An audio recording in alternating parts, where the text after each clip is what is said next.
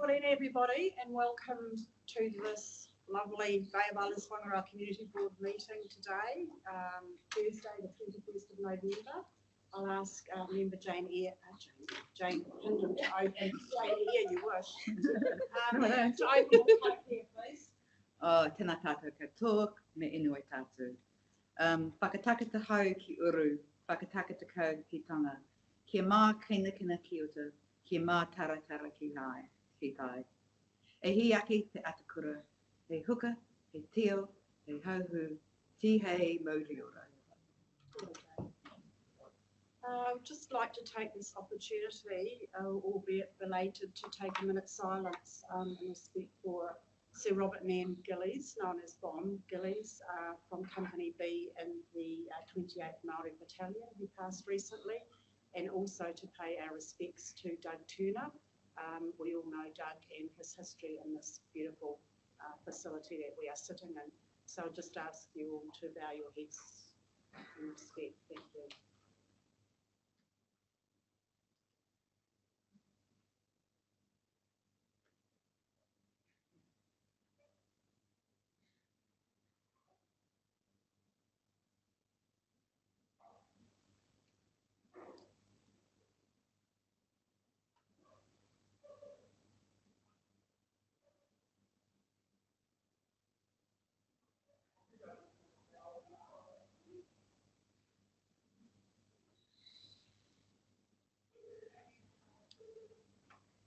Thank you for that. Right, moving into our agenda proper. We have apologies. I will move from Councillor Anne Court, who is in a roving meeting in Whangarei, and member Tyler Bamber. Do I have any other apologies? Have you received any other apologies? I will move. Do I have a seconder? Elaine, thank you. All those in support? Aye. Against? Carried. Right, moving into our public forum. We don't appear to have any public forum speakers here. You're all here to address your funding applications. We have 14 of them today, so we're in for a fun day. Okay. No deputation, so with that we'll move straight into our speakers. Shirley May, you're up first for the Bay of Islands Country Rock Festival. Page 42 on your agenda. Welcome back. Welcome back, Copper, isn't it?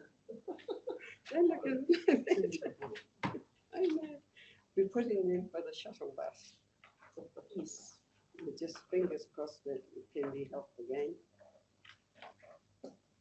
Thank you for last year's. That was really appreciated. Do you want to use your time for questions, Shirley? Is there anything different you want to address us on? Different. Yeah. Years of it. How did it go last year? This year? It paid its bills just. I think we had $7.80 left over. Oh, I have a question, Madam Chair. yes.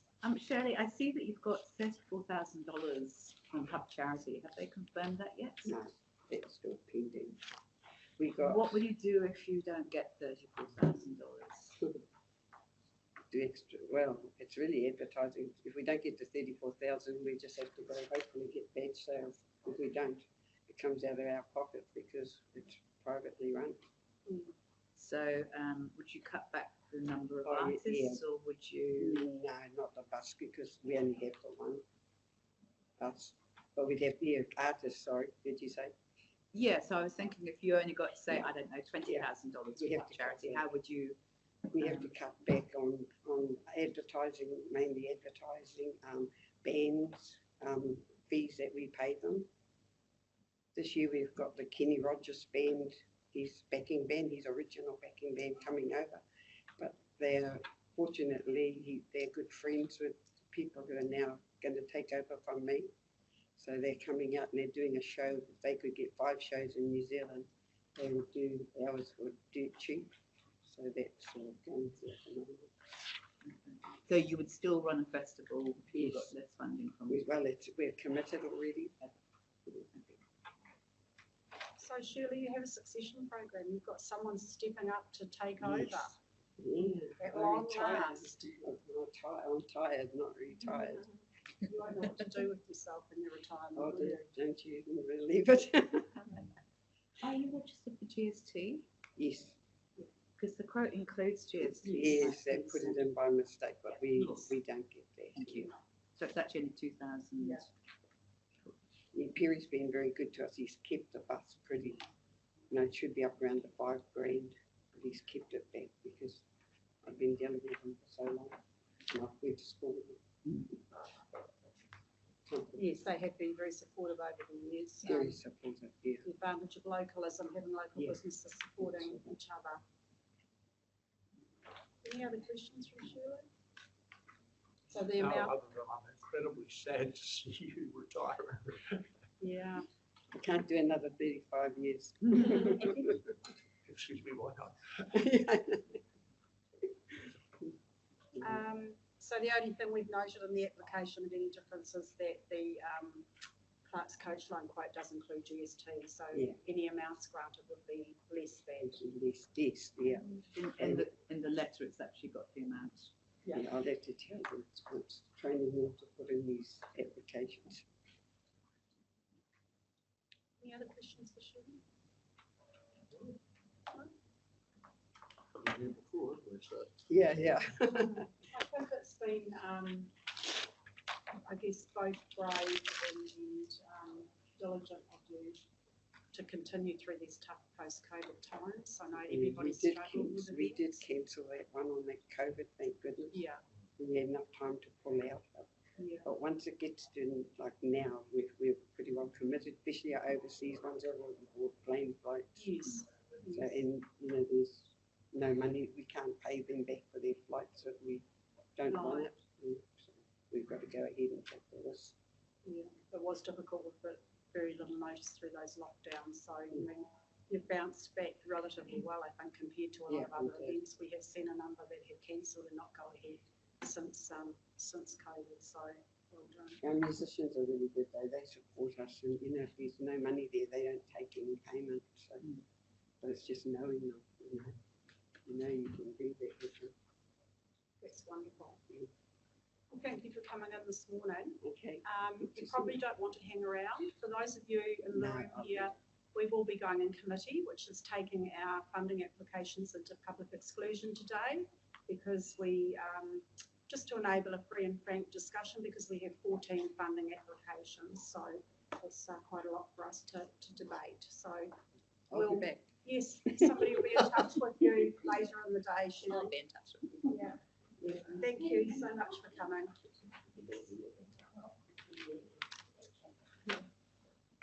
Right, next up we have Kelly Hull representing Friends of Dance Northland Charitable Trust on page 49. Good morning. Morena, Kelly, you come forward. Oh, look at these gorgeous. I bought some visual aids. Now, Sherry was supposed to come today as well, but unfortunately she's had an emergency child dentist appointment she's had to shoot off to. So she had all our printouts, so I have done a little printout on my printer, but it's not very good. So the girls are doing this year another show, Dance Vibes Circus, and obviously they wanted to come along and show you what we've got coming up. Yeah, very similar to last year, except unfortunately we're not able to hold it at the Turner Centre this year. It was just a little bit outside our reach financially, with it being more of a showcase rather than a full production.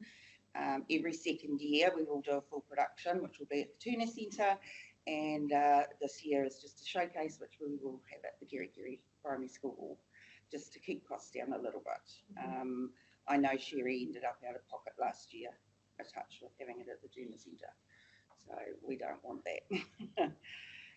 But the girls have been busy fundraising up till now. We've been doing sausage sizzles and raffles, and we've got a movie night coming up on the 30th of November, which they're all excited to go and see Moana too. So yeah,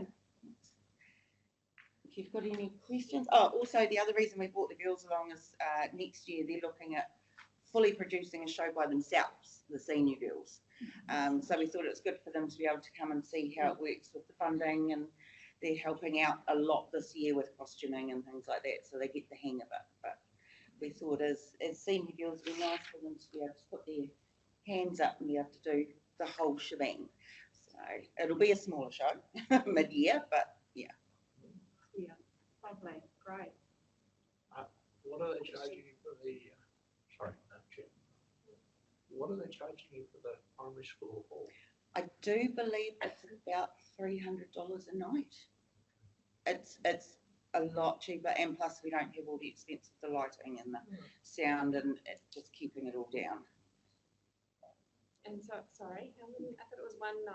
Was it? We're actually doing two. We were only going to do one, Yeah. but Sherry did a quick survey with the parents, and every family wants at least 6 tickets. So it's yeah, it is. We've decided we're going to have to do the 2 shows. So Oh, congratulations. thank you. That's a good start. Well, very popular after last year. Last year's Alice in Wonderland production was a hit. So, and the girls thoroughly enjoyed it.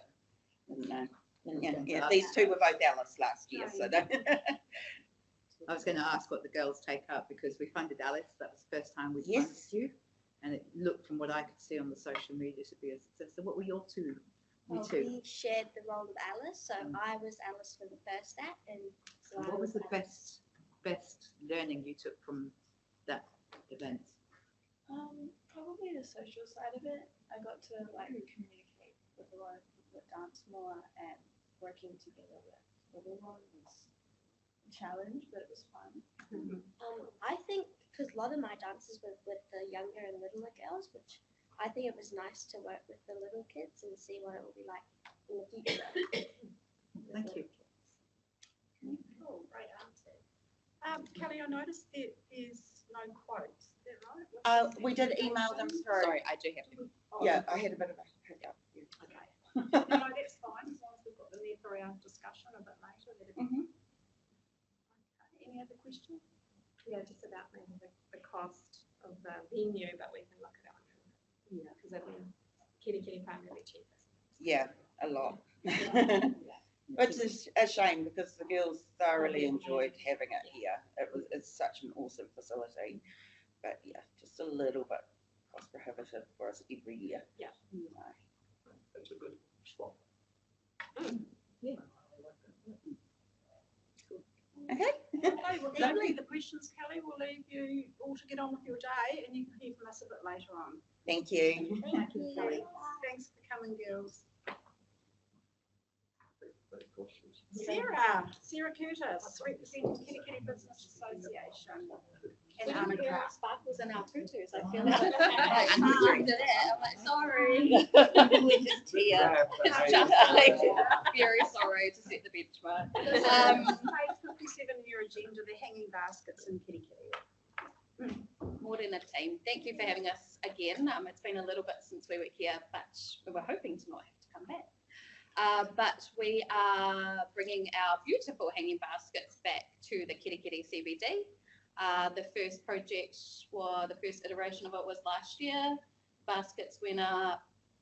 No, we Just before our late night shopping, so it was like the 16th of December last year it went up. There was quite a lot of hardware to sort out before it got up, so the irrigation, etc. That's all still in place for this year. Yeah. Yeah. So we are just seeking some support for the funding of the actual planting of the baskets. So we still have the baskets, we still have the irrigation. It's just the getting the plants in the pots. That's what our application is for this year. It's something that we had a lot of feedback on, how amazing it was for the CBD. We did hope that this year we might be able to get some more funding from the retailers. We've had a couple of our awesome businesses come on board, but times are tough. And we are starting to look at options around creating an event that will then support the funding of this ongoing. So it won't be something that we'll be hopefully having to come and ask you guys for. We ensure that the suppliers that we use are Kitty based. We really try and keep everything local. So the flowers are done by Kiri Sal. The irrigation has been done by Diggs at Kiri Pumps. Kiri Print. Yeah. And then, yeah, we're looking at getting a big sign wall to put out in front of the NZ, which we'll be using Kerry Print and Design to support that. And a local graphic designer to do that, to create it. Yeah. So, yeah, I think the big thing about the hanging baskets is it really creates a real impact as you drive into town. It's only hearsay, it's only word on the street is it makes people linger longer. We don't have figures. We can't give you data. I'd love to be able to give you like hard data on that, but it really does make people stop and look at the baskets, and at the same time they're actually visiting the retailers.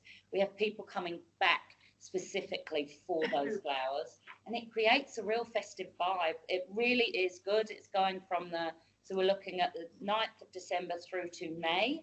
Last year we were able to keep them up till May. So we basically keep them up as long as the plants are looking good.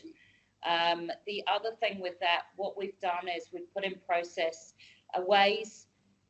We thought that the retailers would actually take on the baskets themselves, but they really cannot. They're really struggling at the moment, and we are developing different schemes so that we can actually take smaller donations and manage it easier. So any little amount helps support the hanging baskets. So we've now got almost like a buy now button on our website that people can click, and they can, if they're a community member, they can spend $20 or $200, whatever they want. If they're a business, they can buy a basket at a time, and they will get a GST receipt.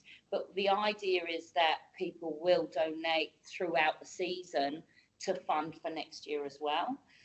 We also have a scheme that we're working with one of our businesses that they're going to give vouchers for every basket that's donated. It's McDonald's vouchers, $30.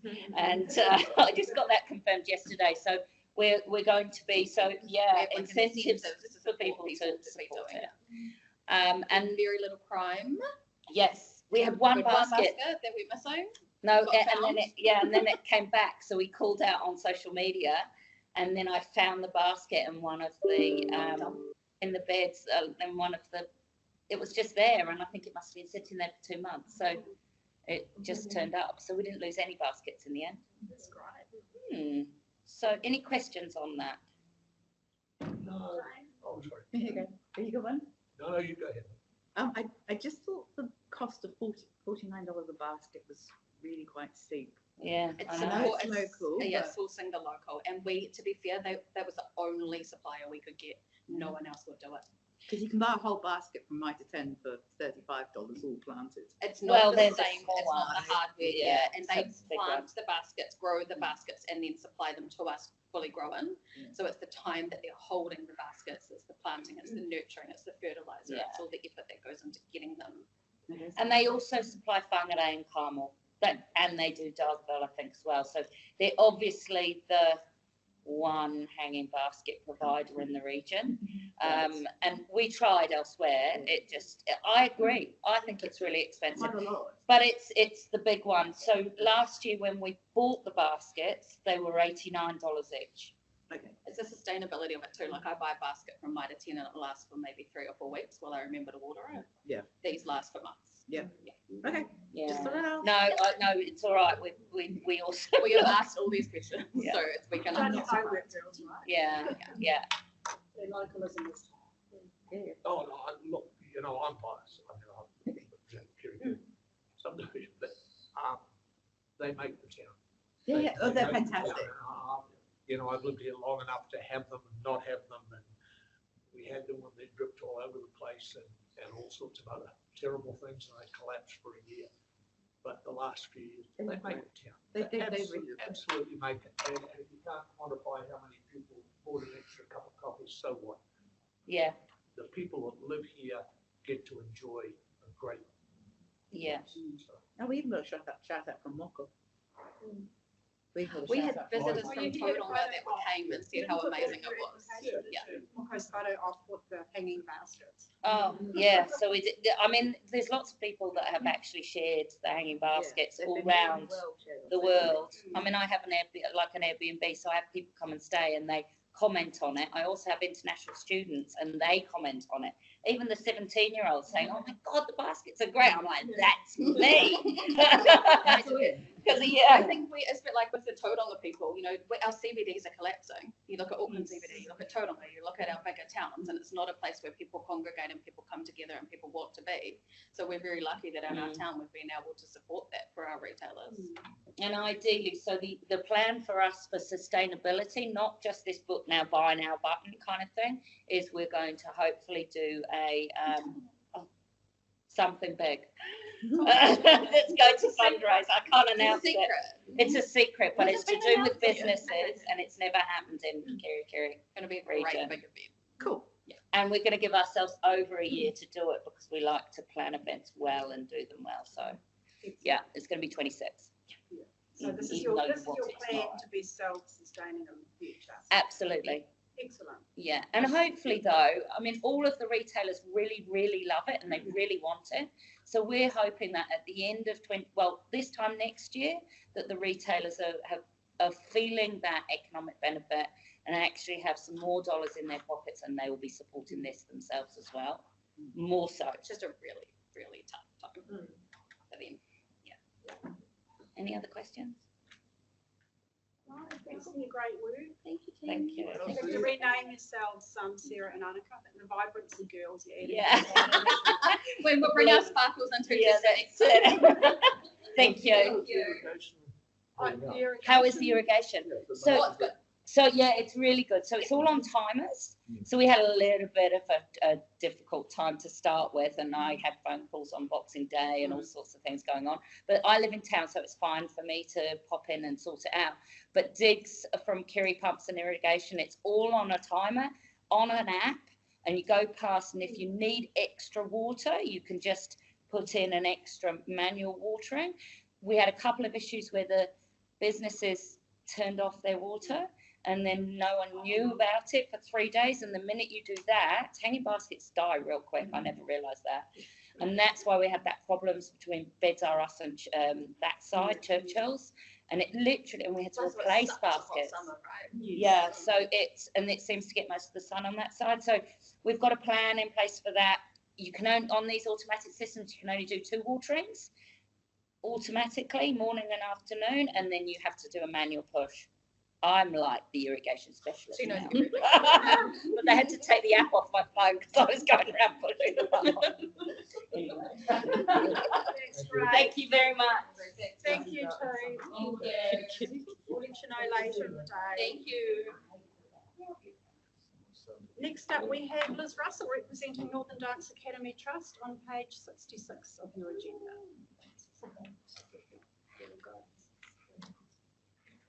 Hi, I'm actually Debbie representing the Oh, you're Debbie, you're not Northern Liz. Dance It's Academy okay, Trust. we can do Debbie.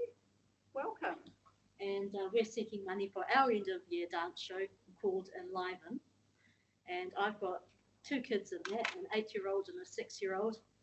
And my boy, who's 6, he's just completing 4 years of ballet, and he's got his first starring role. He's over the moon to be up there dancing on the stage. Cool. So I'll just tell you a bit about Northern Dance Academy, because I don't think we come to you very often. We've been going for close on 30 years in the area, and every year we send kids from this area off overseas, around New Zealand, to perform in various ballet and other dance companies. And we're the only registered Royal Academy dance training school between Cape Reinga and Mangawhai. So yeah, and at the moment, like most dance and arts things, we're struggling because arts funding is drying up. So normally we have quite a robust financial model, which is why we've survived for 30 years. Every second year we put on a big show to train up our people. And during the 2 years in between, our trust fundraises and puts in grant applications to get in around 30,000 it needs now to fund shows, to fund scholarships and fund workshops. But at the moment, as I say, we failed to get funding from grassroots, failed to get funding from Four Winds, and our rent for our hall has nearly doubled next year, so we're going to be looking for a new studio, and we've got this show coming up and we don't have enough funding. So I'll tell you about the show. It's going to be in the Turner Centre. We have to have it in the Turner Centre because that's the only place you can practice having wings and lighting and the full effect of being on a stage. The Turner Centre costs well over $10,000 for us to hire. And as well as that, they've now said to us that we require public liability insurance, which every year that we've had it up till now here, that has never been the case. So it's more expensive, as you've already mentioned. But our show Enliven is not just Northern Dance Academy Trust. We're allowing all the other artists around the area to come and join in with us as guest artists. So all those little groups who otherwise would never get a chance to on the Turner Centre stage are joining us. We have the Suzuki violin students, we have Keri gymnastics, we have the guitar students from the music place, and we have Star Dance Keri, who up till a few weeks ago used to be Star Jam, but their charity folded for no funding. So we're continuing, and they're going to perform on our stage also. And then we're going to allow visual artists to have their art on backdrop scenes behind us so that people get to see our local art funding. So we're here today we asked for 10,000. That's as much as we need just for the Turner Centre. So if you are able to fund us, we'd be very grateful. But it's going ahead, whatever. Thanks, Debbie. Questions? You don't really, it's 2 days, isn't it? Yes, 4th and 5th. So you potentially could sell 1,400 tickets. No, I'm sorry. I think it's a bit less than that. 800. 800. Yeah, 800 tickets, yeah. And so the costs around 30 odd. The tickets, I think, at the most we could get about, and then we have to give some back to the How do you Turner feel Centre. about how you're going to sell those? I mean, I would assume there's a whole bunch of parents involved here Yes, and relatives and whatever else. yes, Will that come close to filling your 700? we certainly hope so. Yeah.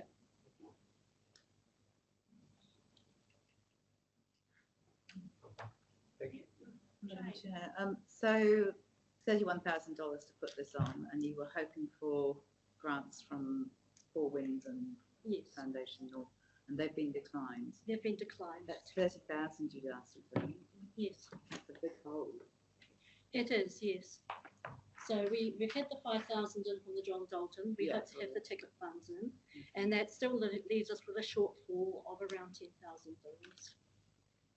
If we don't get that in, I guess we won't pay any costs towards any of our performers, which means everybody's going to have to wear that cost. But we would very much not like to do that And it's because 2 weeks away, isn't it? it's 2 weeks, yes.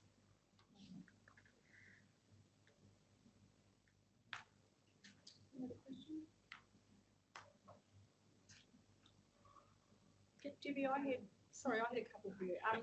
Just in relation to where all the artists' performers come from, Yep. mummified to Cape Reinga, have you applied to the other 2 community boards or outside of our Oh, district? that's where the nearest, we're the only ballet school in between. But most of our people are actually from this particular district. I'm just trying to get to the bottom of how many are in our ward area from Pukurunui to Taupo Bay. Almost all of our performers Are are from in the Eastern Ward area. Yes, And our recommendation, you've requested $10,000. Our recommendation here today is to discuss 5. How will that impact on your ability to succeed in going ahead? Bearing in mind you haven't received these other grants. we have to go ahead. We require around about 11,000 to pay off the Turner Centre and to pay off the public liability, plus an extra 3,000 for our technician. So that's 14,000 altogether just for the logistics of running the show. So that would give us, is hopefully going to be paid for by tickets, but and we're doing fundraising also at the moment. We would still be short. So the public liability is to cover you for. So that if somebody falls over when they come into the Turner Centre, we now Sorry, have to that's cover not that. what public liability is. Oh, Sorry. what is it? I'm not sure. Okay, sorry. We have Jerry Paul here who manages the Turner Centre. So Jerry, you're welcome to speak to that. I really will explain this to Liz in quite detail, but Oh, sorry. public liability, so if someone comes into the Turner Centre trips, that's covered by our public liability. Yeah. I reached out to our insurer and asked, could we add you like previous years? That's no longer allowed. Insurance companies won't allow that. So if you guys, for example, drop a set off the stage and it falls on an audience member, or one of your performers falls off the stage because of your negligence, that's what your public liability covers you guys for. So it's quite a different, we've already explored the options. And Yeah, no, I unfortunately- realise that. No, it's not your fault, Yeah. but yeah, But sorry, it it's about covers 6 your months. negligence, not just audience tripping. Yeah. Yeah. Thanks, Jerry. Jerry, thank you for that. Is that going to hold true for all groups coming in here? People need their own public liability insurance to come in here. Just like me as a band, when I go and play around the country, every venue I need to No, I understand that, it's you, but I mean, yeah, I'm still, Yeah. that was a joke. But I mean, we're fairly small. We only have 50 students. So public liability, from my understanding, costs around $600. If it's a low risk thing like a meeting, you Yeah. don't need any, but if it's anything on the stage where there's especially 300 performers involved, it'll be advisable to have that. I just wanted to, we've been asked to do public liability on the Christmas tree on the domain, and we had done the extra funding for that. I'm delighted to hear we're low liability. I'm not sure if you want liability. Debbie, this is tough, isn't it? It's going to be really difficult Yeah. financially for you. Uh, for a this lot of one, groups. we had a low period over the last 2 years for the trust where our teachers changed. Hopefully, normally we're a sustainable model, Yes, but this time we're needing help. so you can't pull out at this point. We can't. No, we've got everybody coming and practiced. I mean, the kids are nearly ready to go. Yeah, It's 2 weeks the away. tickets are live. How many children in total? There's 50 for Northern Dance, including one of those girls who was standing here before. And then there's going to be quite a number of other children. So well over 100, I would say, plus adults. You can certainly do a shout out on social media for you. Yes, we're aware. I've got give a little pages and things. Yeah, but so if you'd like to send some details through, we can pop something on our Facebook page that'd be wonderful. to Thank you. promote the event. Yeah, we can see that. I was just wondering how many tickets have sold already? It only went live at the start of this week. Okay. 70 so far. Yeah. But, I'm going to go and do a big round of social media this afternoon. Well, thank you, Debbie. We'll deliberate a bit later in the day Thank you. and someone will be in touch with you. Fantastic. Thank you. Thanks for coming. Next, we've got Amy Crisp in relation to item 7.4E. This is the Opal Playground Shade Sales on page 77. And you guys have got a beautiful handout in front of you as Yeah. well. It's a very noted one, I think. That's it. Fabulous. Okay, well, thank you for your time. My name's Amy Crisp. I'm one of the 2 parents who have put their hands up to say, hey, look, let's just get this project completed. So a few years back, Opal Marina got a playground. The first image you'll see there is a fully exposed playground down at Opal Marina. So why am I here? For a little while, I've been noticing in Jane's newsletters that she's needed a driver for this project. And for the life of me, I've had no idea why nobody's put their hands up. But Sarah Smith and I both put our hands up and said, look, let's do the very basic thing for this community and get a shade sail erected. So why a shade sail? I don't think probably I need to describe why you need a shade sail over a beautiful playground in New Zealand, but it is simply too hot for children and parents. There's high risk of children getting hurt. Simply, it doesn't follow basic recommendations by the Cancer Society, and the experience isn't what you want as a parent. You bring your kids down. I saw an au pair take 2 kids away from that playground just a few days ago because it got too hot. You know, they got too hot. They climbed back in their cars and they probably went to a playground elsewhere with a shade sail.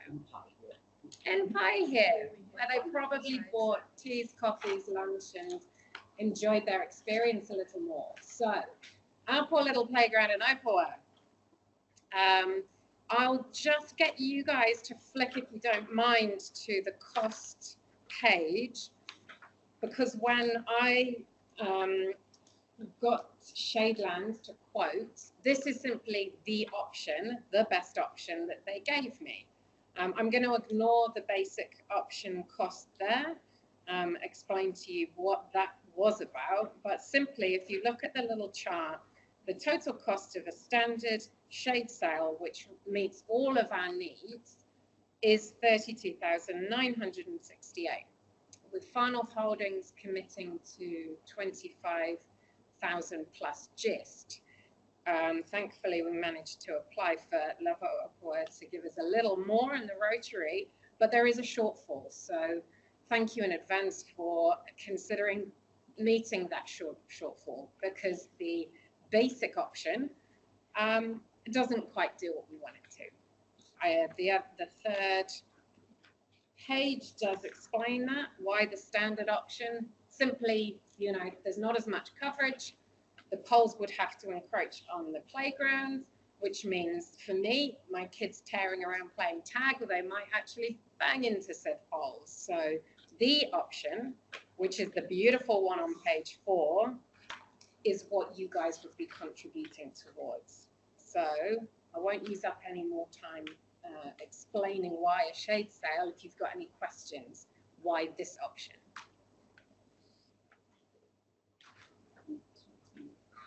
Thanks for coming to us, Amy. This is actually going to be covering the barbecue area as well, isn't it? Yeah, that's Is there right. any additional cost from the original money offered? No, so the basic option, when I said to Shadelands, how much will it cost to cover the barbecue area and the seating? That's this rectangular shade that you can see. Both options will cover that. What happens with the basic option is that the poles and this square, they will have to come in, and we can't afford to buy as many shades. So rather than these 6 beautiful shades that span the whole playground area, it will have to be 4. And in terms of the torsion that is required, that means that the smaller shades that we will have to put in will need poles closer together. So both options include that barbecue and seated area, but the cheaper option doesn't cover as much of the playground. There'll be gaps in the middle, and it'll be closer. Oh, I'll ask you. Love the triangles. They're aesthetic and wonderful. But they don't give the same coverage as a rectangle or a larger piece of size. There's always the curves and tension. Yeah. Curves with the left. Well, I understand why people do triangles. And I think you're right about taking the colors outside of the play area. That makes perfect sense. Yeah. That's the big thing. You know, I was in this business for 8 years, cutting and sales, but I think you probably would be well served to get a couple of other prices for other people that do shade sail.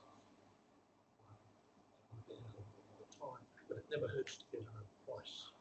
So Chair, so this project, initially Islands Holdings got pricing for it. It was 37,000 for the basic. So this was far more cost effective. It wasn't this crowd, it was the council.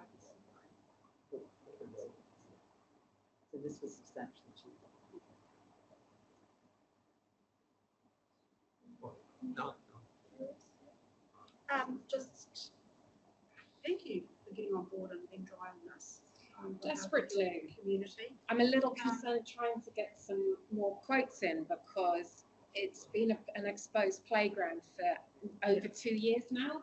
So if we get a successful result today, it means that the posts can be ordered, the shade sails can be ordered on Monday, and we'll have a summer of being protected from the sun. I just don't want any more delays on it, is my concern with trying to get different quotes. So Again, through the chair, because Finals Holding have committed to the full costed basic version, they've started the process of ordering things, because they can put the basic one in, because we've already got the funding for it. So So you put the poles. they're in different places. They'll be in different. So this is a project obviously that will be done professionally. There's some pretty interesting goings-ons under the ground where those poles are going in. Yes. Not to mention the easements, and so it'll be a big engineering feat. So because we've been motivated to get the project done before Christmas, I engaged with them a while back and they immediately contacted Finals Holdings. We've established, the Royal We have established that there are tie rods that obviously need to be located. They can shift in the ground, and because the playground went in a while back, they need to be located. Thankfully, it's a cost that Finals Holdings are happy to absorb. It's $2,000 plus just to get a hydro mac in, which accurately locates where these poles are, and therefore, you know, we're not going to sink a wharf by putting in a shade sail. So no, it was a successful meeting with Finals Holdings on Monday. I fear any further delay means, you know, that there'll be more magical costs that appear from nowhere, and this would be a really good result, I think. Yeah. And in that meeting, did Finals Holdings approve of the colours of the shade sails in the coastal marine environment? Yeah, you'll notice actually, if you can picture it, Finals Holdings Limited, it's not dissimilar to their logo.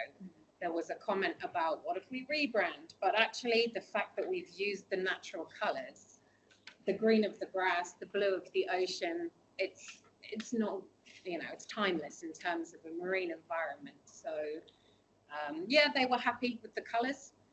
They asked about things like fading and bird contributions, but that's it. These colours were recommended by, again, Shadelands. There's quite a range of colours, but you choose a light colour and it shows up dark. You choose a dark colour because of the quality of the material. There's limited fading, so Right. yeah, I'm So so happy. answered all my concerns.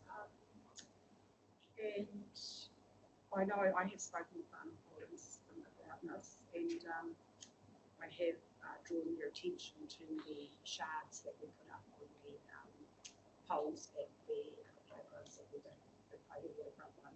If you look closely, most people won't see them. It's like a bit of a planting, but they're little sharp shards to prevent people climbing the poles and vandalism from slashing and burning. So yeah, we're experts at shade sales. So.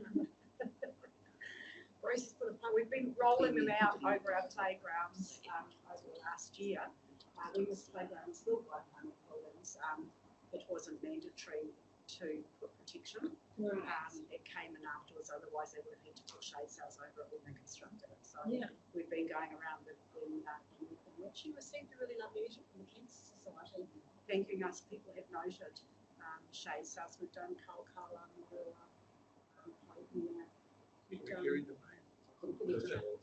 Totara North, Taupo Bay. There you go. Oh, brilliant. So we're Well, you rolling can them add this out. to your list. So we don't own this land, but we're very supportive of this.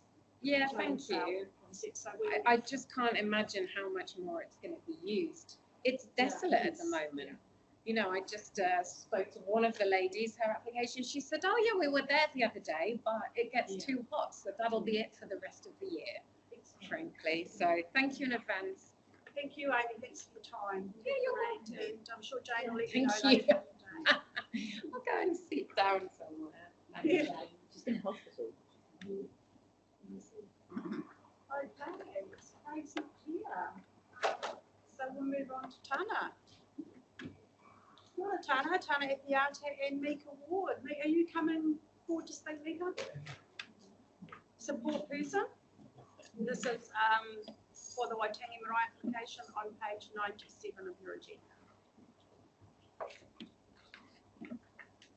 Okay, so I've just quickly done a few takeaways and some next steps for those who might share. I didn't realise. We can share, we can share, and thank you.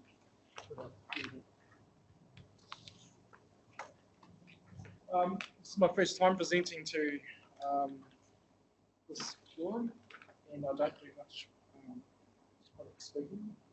Generally, there's Uncle Mark or Desire or Nadi Cover or my father. But about me, who am I? My name is Tana Piata. Here representing Te Marae in Waitangi. My grandmother is Tata over there. And so I'm a kaimahi at Marae. So what I do, I'm providing a pathway for our whānau to recreate the identity and give a pathway for our children into our knowledge. It's been here for a while. And so part of that is the restoration of our mana, our marae, and also our ability to generate a path future aspirations.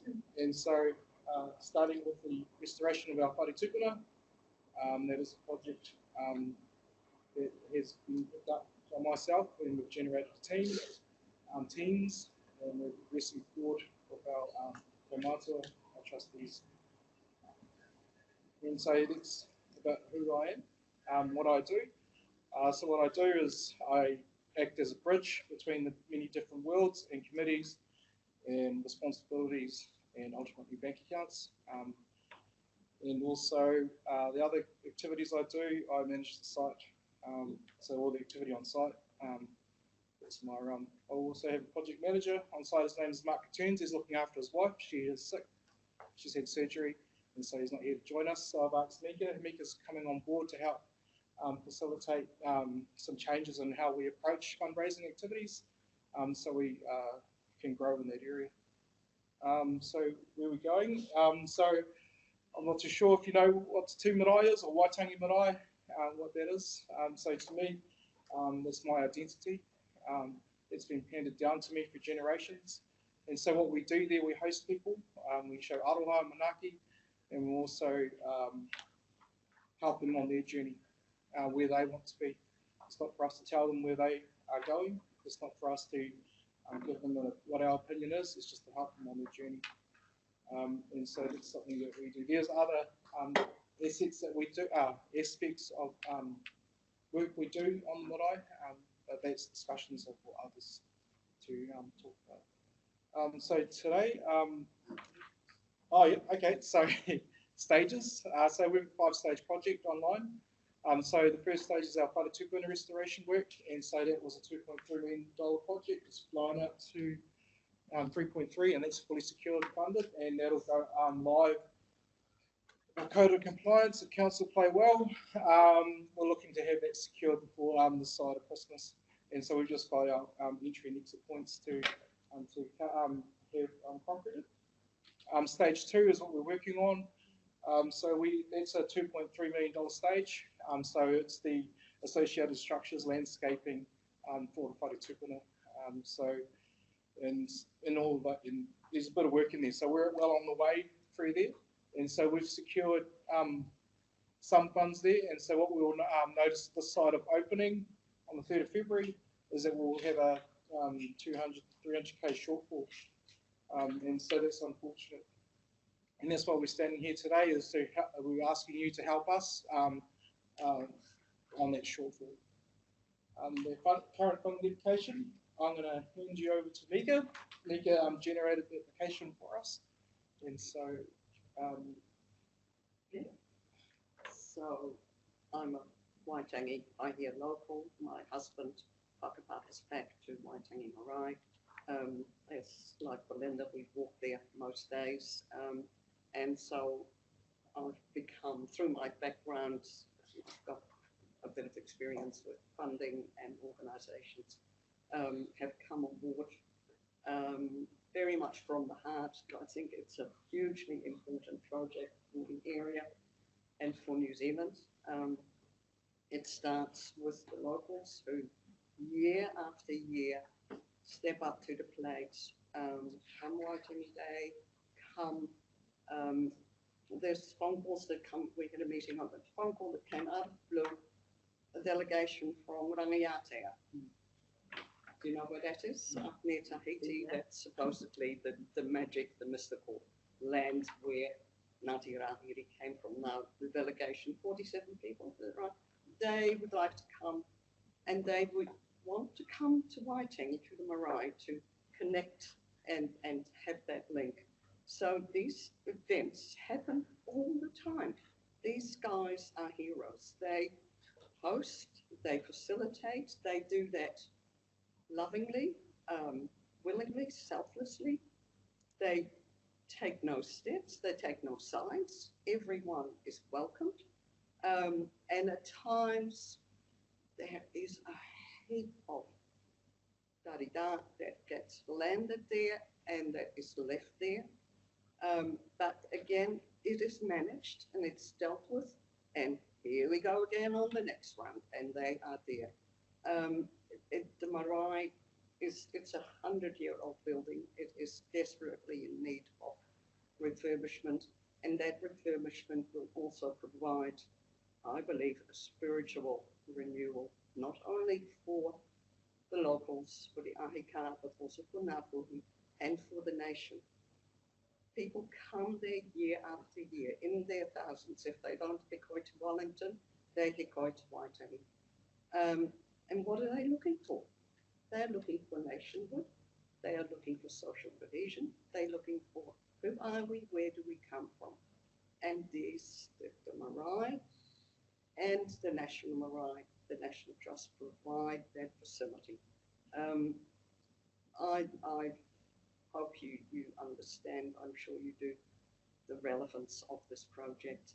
The spin-off is that once this is completed, this will bring in more and more people. 50% of New Zealanders, this is a figure that was provided by the previous chair of the Waitangi Trust, the National Trust, 50% of New Zealanders have never been to Waitangi. This is a market, this is development, this is tourism, this is destination tourism, this is school groups coming to learn about who we are. It's hugely important. And the money is spent locally. Hello, kia ora. How good is that? Thanks, Leah. Questions? I've just got to leave to a meeting quickly, but I just wanted to ask about at the Waitangi Treaty Grounds, there's a big education hub there. And then I think in the application I saw you wanted to have like more tamariki and like education kind of happening up at the marae. And I was wondering, do you have a plan to work together, or is it will it be different? Or? Yes, so the Treaty Grounds and the marae, the Te Marae, they're two different spaces, and they've got two different management structures. Oh, okay, yeah. Yeah, so making it easy. So what we are wanting to do is get some return on how we maintain the facilities, and education is one of the recession-proof activities that we're looking at entering into. So as Mika said, not many people understand what Waitangi will visit the place. And so what we're looking to bridge is having access to all New Zealand schools have access to our marae, so they can take some key takeaways of what information that we do have.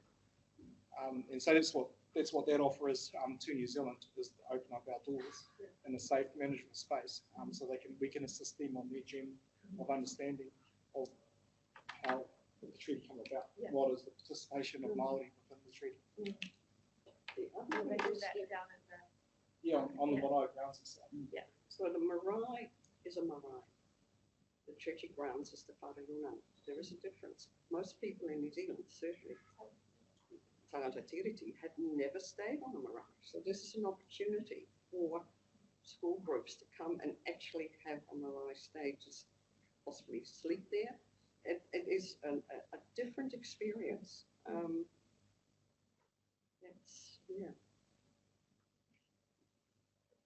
Do you have any other questions before we shoot off?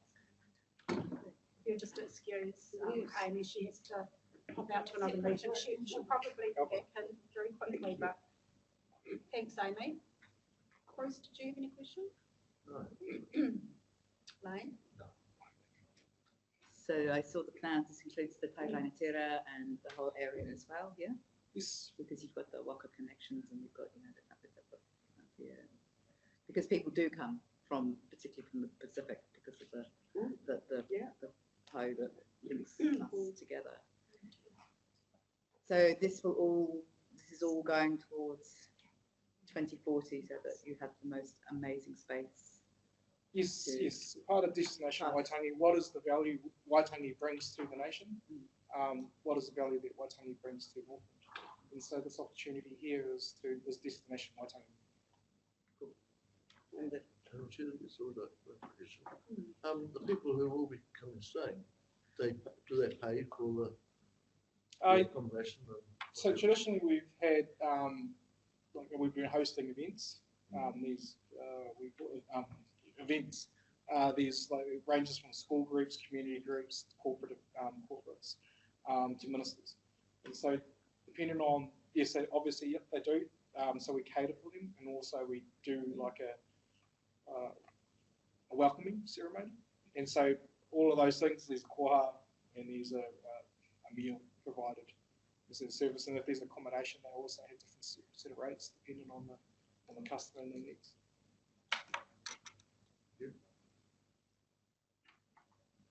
I have a few questions. Foundation North, do you have an application outstanding pending? Have you heard from them? Yeah, so we've delayed that application to February, and that's why the shortfall was posted. We know that shortfall won't come in time for opening.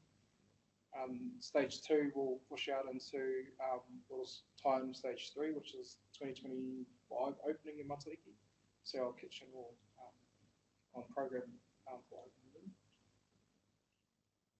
This is for stage 2 though. Stage 3. So yeah, this application is stage 2. So so just a bit of context, the Marae's been closed since September 2023. And so from there we've had construction activity no return while it's been closed. And so obviously Marae has to me it's obvious. So a Marae has a whare tūpuna, and it also has a kai, so it's the tapu in the north. And so when someone can say what that means is like the formalities of coming onto a place like our Marae is that you come in, you have the ceremony where you're welcome and the two groups meet. And from there, there's a tapu space. And so to lift that tapu, we have play and we share food. And so that sort of, just makes it north, is the term. And so the whare tūpuna in the kitchen are like it's a set. And so when our kitchen, whare tūpuna is closed, and the kitchen will be closed, so we won't have a return on our assets until the kitchen is complete and open. And that's why we've pushed ahead of some of the funds to get our kitchen ready. And so we've got to figure out how we're going to try and get this marae up and running on its feet quite quickly because of the time it's been. So that leads me to my next question. I mean, I guess that the key to this is on in our additional information on page 180 for members to look at. This is because it's got a breakdown of the actual requirement of the installation, electrical installation and data conduit. This needs to be done. So it says the work needs to take place before the services, including lights to the car park, landscaping and concrete work to the forecourt walkways are completed. So that ties stage 1 and with stage 2 is what you're saying, isn't it? Yep, yes, yeah. Yes, 100%. So it's commencement of stage 2, but it's time stage 1, and so that all your underground services are in situ. Yeah. Okay. But the whare is stage 3. Yeah, but it's getting those services on page 100. So what's we call the concrete, because it's a beautiful concrete. This concrete's going to last 100 years, and so it's immaculate. And so if we put a chainsaw like the Council Roads, put a chainsaw down there and open up a crack, it's never going to be the same asset. And so we need to make sure that we get these ducts in quite quickly. that just means the asset itself is presented well as best we can. So you've got your whare tūpuna, you've then got the kind of infrastructure that needs to be done, which is stage 2, and then stage 3 is the whare kai. Yes. And you really need all 3 of them to actually have a functioning marae. Yes, utilities complete. Yeah. And the ducting, it's also part of what the aspiration is, to have a traditional marae, which is a 100-year-old building. It's having a proper, what do you call it, archaeologists on site. Like the drop of a hat, the moment they're spade in the ground, and they charge. So it's a historic renovation linked with bringing it into the future. So that means that a lot of whānau who are not living on the marae could partake in visual meetings, tangi, celebrations. If you're not there, you can still be a participant. It brings the marae out into the world. So the data is crucial. Yeah, so the data is crucial taking this forward. Yeah. And so just to add to that, yes, the new realm that we've brought into the whare and the marae is the digital realm. So inside our walls we've got Cat6 and fibre, and also on the marae Atia is also going to have Cat6 and fibre. And also the reason why we've gone for the ducts is for future proofing. We can swap those cables in and out as new technologies come on board. And so what that means is, like, we've got cameras that are available. We've got a control room that's gone into our mattress store, and so that means it gives us the ability to live stream, broadcast, video conferencing, and archiving. I know yourselves. That'd be amazing, wouldn't it? Yeah, it's been a difficult road to yeah. prepare, especially with these some of my aunties and uncles who sleep in their way, what they believe is the way forward for us. And so we've had many challenges to navigate of how do we prepare ourselves for the future. I'd actually like to talk of Thomas. He has been absolutely tireless. We drove here today and said, God, I'm getting offside. He lives there virtually. He has, together with Mark, managed this project. He's taken everyone with him. Through the brief that came, he has taken that forward and realised it. And it's been at times very hard because, as you well know, there are always groups that say, yeah, but, or, oh, no, that's not what we wanted. Or, so to actually then go through and say, well, this is the plan and this is what we decided, and let's do that and to present that to funders, and have that feedback. He's created a huge amount of credibility for the marae, and I believe that it will come off and it will be a huge change maker, not just for Waitangi, but for the Bay. Yeah. Not an easy project manage. No.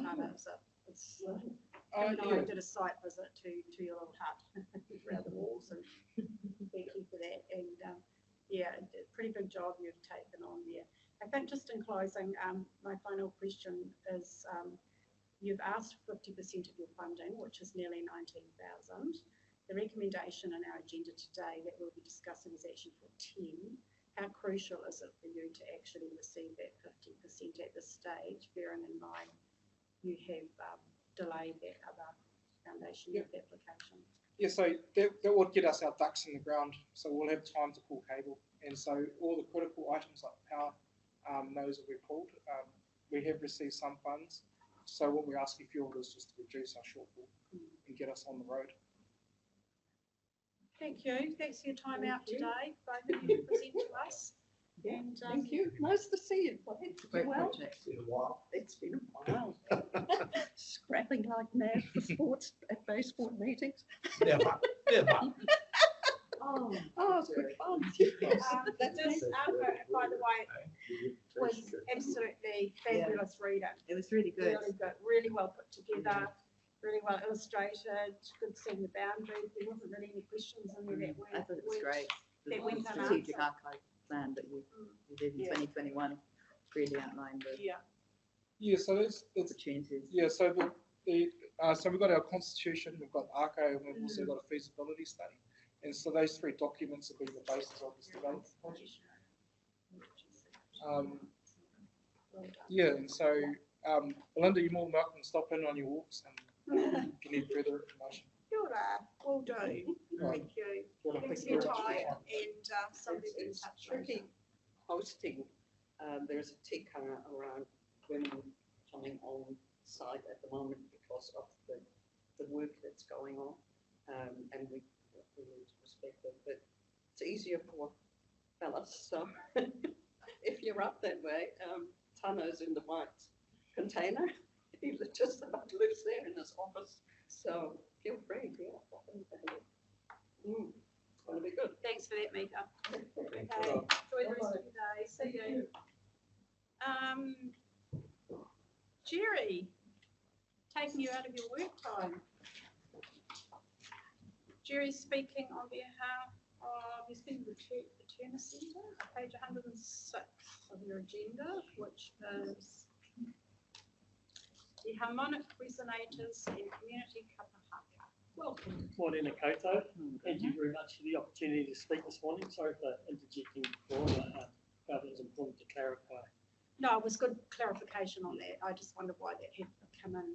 But, Sure. Yeah. Companies And maybe afterwards I can speak for 1 minute to that a little bit. But firstly, Waitangi Day this year, 2024, was one of the biggest ever. I think it was the biggest ever. And obviously a lot of people couldn't get down to Waitangi. So, but we thought this year to try and put on a bit more of a program around that day. All the hotels are already booked out for the week. I tried to get some hotels recently for whānau coming up. And so while they're up here, we wanted to put on a more of a program to celebrate the Te Tiriti, Waitangi Day is a national holiday. And the harmonic resonators are up here performing around Waitangi.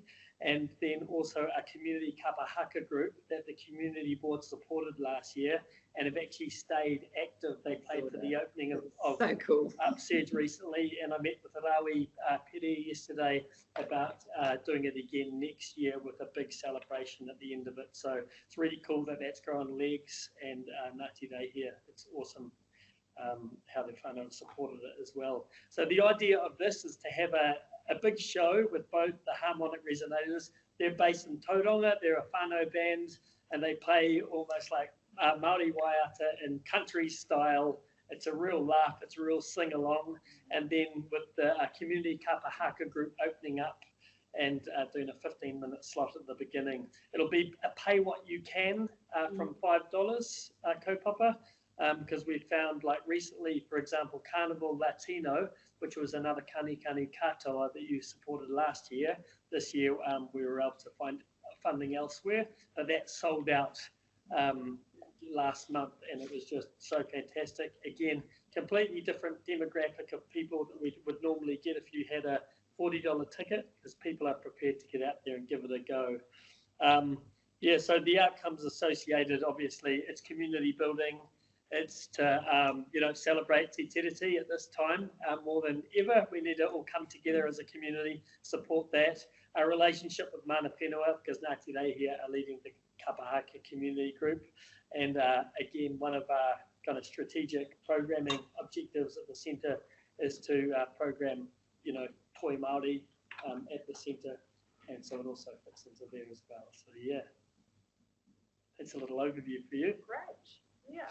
And we were just talking actually at the beginning of our meeting how we love it when we fund things that actually succeed and grow, and then that momentum moves on, and you can sit back and see something down the track that's actually becomes something big Tangible, for the wider yeah. community. Exactly. So I think there's two examples there, the community kapahaka, but yes, also the kani katoa, and it's going to become an annual event. And the fact this time we were able to find other funding and not rely on the community board as well, which is a great thing. We got the funding for that one from a DIA, with the Ethnic Communities Fund. Excellent. Yeah, so that's really cool. discounting the tuna centre for this? Or Oh, we're covering all the centre side of things, so Okay. I believe it's only just the artists, a bit of production, which we need to hire in, like a sound system for something like that, and then the venue technician time. So, we're covering all the other costs, you know. Well, the Mangamuka's open. I think we're going to see a lot more people. Yeah. Well, also that week on the night before Waitangi Day, we've got Kohea, which is Harry Munu's group, and with Taina Strongman and Lily as well. So that will be in here on the night before Waitangi. So there'll be a couple of events that week because we know there's going to be loads of people around. And it's, you know, I've been hearing Scott, Dave from Council, and talking about how they sort of have different activity across the area. So it's not just all a pinch point. You know, and especially there's so many people up here, it's great to be able to provide additional cultural experiences. Questions for Jerry on this one? No, listen to them, they sounded good. Oh yeah, great. And the pay as you can is great because it means it's affordable for a lot of people. So many people have said this year that, you know, they're coming to events and they're bringing their whānau to events that they normally wouldn't come to because, you know, everyone's feeling the cost of living. And what are you getting on average? Are people paying $5 and some people paying a bit more? Depends on the events. Like some, I think Carnival Latino might have been around $10 they paid. Some are $5. By the time you average it out. Yeah. So and some people pay 40 and others will pay the 5. You know? Yeah. And it was the same with the Kapa Haka program. That was pay what you can. So for the 10 weeks, some people paid $5, some people paid 120, and it's encourages to pay whatever they can. There's no, not, you know, don't feel embarrassed about paying $5. That's why we're making it affordable. Cool. Yeah, I think last year we put on 25 pay what you can events or free events at the centre. So. It'd be interesting to see the statistics on you know, the kind of average gate revenue and the subject matter, and kind of see where the sweet spots are. Well, that's something we're really obviously you're doing. So that's your job. Now, yeah. If it's okay, I just want to very quickly, so the public liability insurance, as mentioned previously, the hires were able to add $50 to ours, and then we would register that with the insurance company, and they would be covered. But the insurance, as you know, like not only has the cost gone through the roof the last couple of years, but they've also really tightened up on everything like that. So I've got a piece of, you know, from the insurer that I forward now saying that they're not covered for anything that's their own negligence under our insurance policy. They actually need their own policy these days, you know. And one more quick thing, you know, the community groups here, it's the lifeblood that keeps the centre going, you know, and it's one of the most important things to have at the centre. They are big costs associated with some of those shows. So, for example, Northern Dance Academy, we're talking about $10,000 earlier on. So just to break it down, about a third of that is venue hire. A third is technical equipment, some of which we have to hire in, and we also give 50% on all of that. And then a third is staffing and venue technician, you know. So on a typical booking like that, that's like 7 days, 4 full days in the theatre, where you've got a venue technician for all that time. So it's sort of, when you put it into context, you know, they're very real costs. They're all getting 30 to 50% discounts on the venue hire, and then 50% across all of the technical, you know. But they're also huge, like for example, in August when we had the community production, and our electricity bill was $7,500 for that month.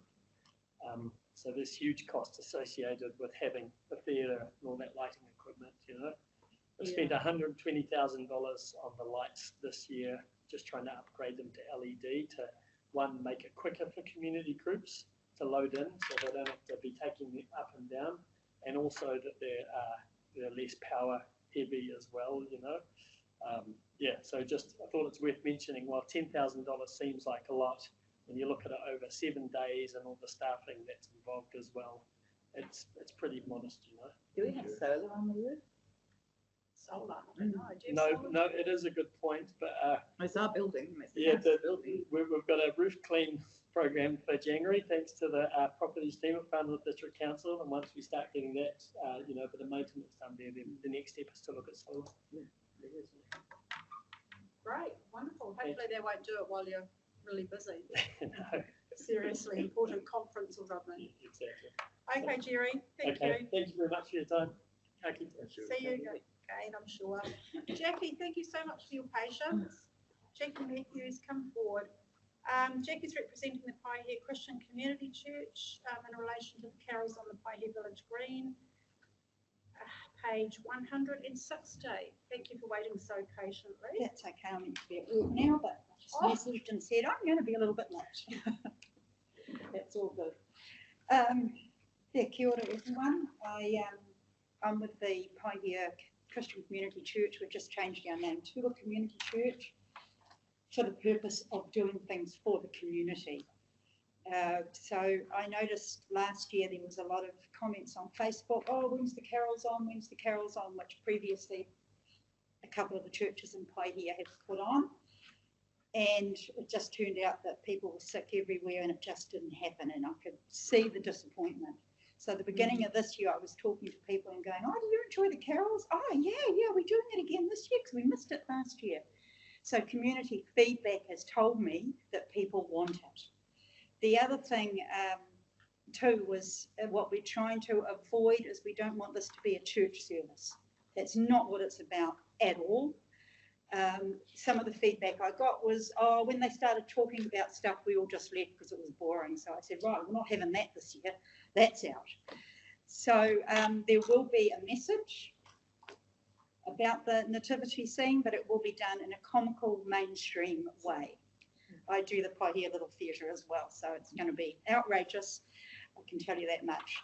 I decided to go ahead with this because I thought, you know what, we need it. I've been involved in the football club, I do the after school program, I've worked at Paihia School, I'm working at Waitangi Kindergarten, I'm out there in the community and I see what happens when people from the community come together. And how strong the community becomes and the spirit and the friendliness that is shown. And so I felt that we needed a big community event that was free, that anyone could attend.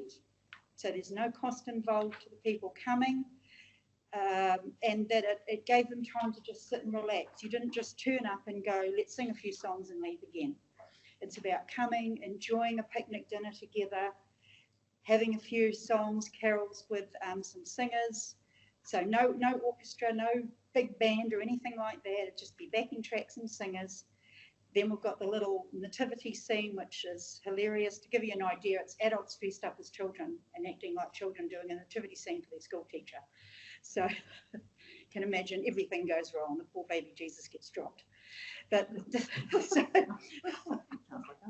it's not meant to be insulting. It's just a bit of fun and what you could imagine that school children would do if they were putting on that show.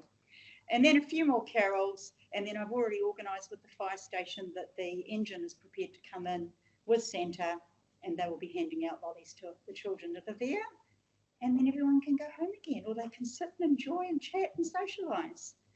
So it was, the main idea is to bring the community together at one event that everyone can be involved in.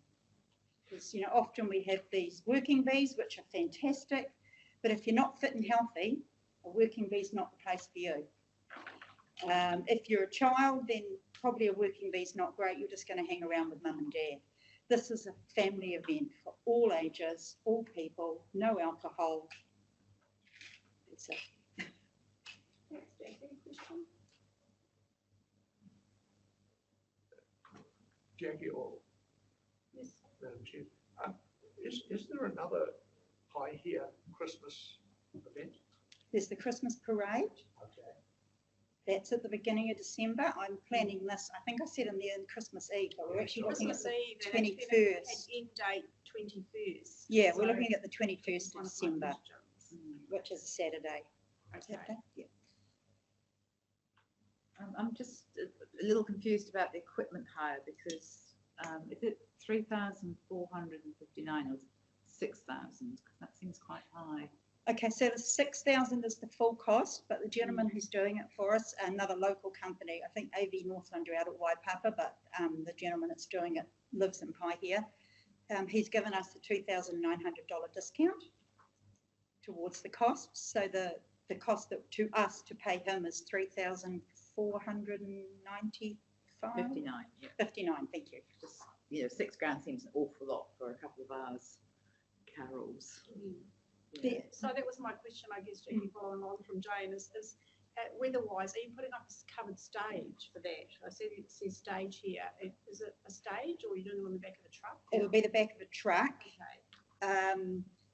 He's going to have to come and put all the wiring down. He's got to, I'm supplying the microphones because I've got those with the theatre group. He's got to do the mixing. We've also got, I don't know if any of you know Hayley Hoani. She's a local singer. Yes, She's yes. providing her services for free during the picnic part time. Right. So she's going to be singing a few modern Christmas carols for everybody. I had said no Mariah Carey, but you never know what will happen.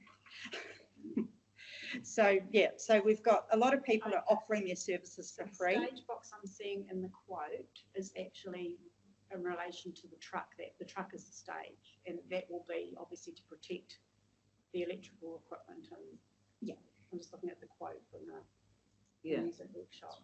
Yeah. Okay. And are you being charged for the use of the village green? No. That's come from Focus by here. Yes. Yeah. And what's the other thing? No candles. If there's candles, there'll be the little lights, the electric ones, not the real ones, no. So really your real costs are the discounted electrical hire. That's basically our only the, cost. the actual physical outlay that you're stuck with. That's the one, yeah. And the management fee, Jackie, the 230. 230. So the guy that lives in Pai here, he was originally going to quote this for me, and he's in partnership with the guy from AV Northland and Waipapa. Right. And so the guy from Waipapa is going to do all the sound mixing and technical. The other guy's going to be like the stage manager. So he's just added his stage management cost onto that. Okay. I couldn't find that business anywhere, and that was cake designer in Monganui, Red Pepper. Trying to figure out who he was or who it was or what they were doing, and I couldn't find The him. business name. Oh, AV Northland? No, Red Pepper Designs. Oh, right. Yeah, yeah. He's just a It local does say guy. Otomaha. Yeah, well, I can't find them. But, I've worked with him before. Does he work under the umbrella of the music workshop? AV Northland Music Workshop? Yeah, I believe so. Yeah, he works with him. He did you come to my play we did at the RSA? No. No, he did the sound and lighting for that. And he's done a few other things, but he's come from overseas. He's done Spice Girls tribute shows and all sorts of massive big things. Excuse me. Oprah tends to attract people singing karate. A few of those at Oprah, very talented people we can pull on in our community. Right, well, thank you, Jackie. Any other questions there? Or? No. So we'll make our decision later in the day. Okay. And somebody will be in touch with you. Awesome. Thanks for your community efforts. Oh. Fingers crossed. Now back to work, back to reality. Oh, I'll go back to the children now. Thanks, Terry. Right, with that, I think we might have a coffee break, comfort break, before we get into it. Craig, not coming? He has not contacted me, however, I can't access everything. He was coming in over Teams if he was coming in at all. Oh, okay. Yeah, because they're based in Auckland, so. Did you burn him out? No. Okay, so we will. Great. I suppose we can confirm, we can probably get through to the funding applications actually, because there's not much that is here.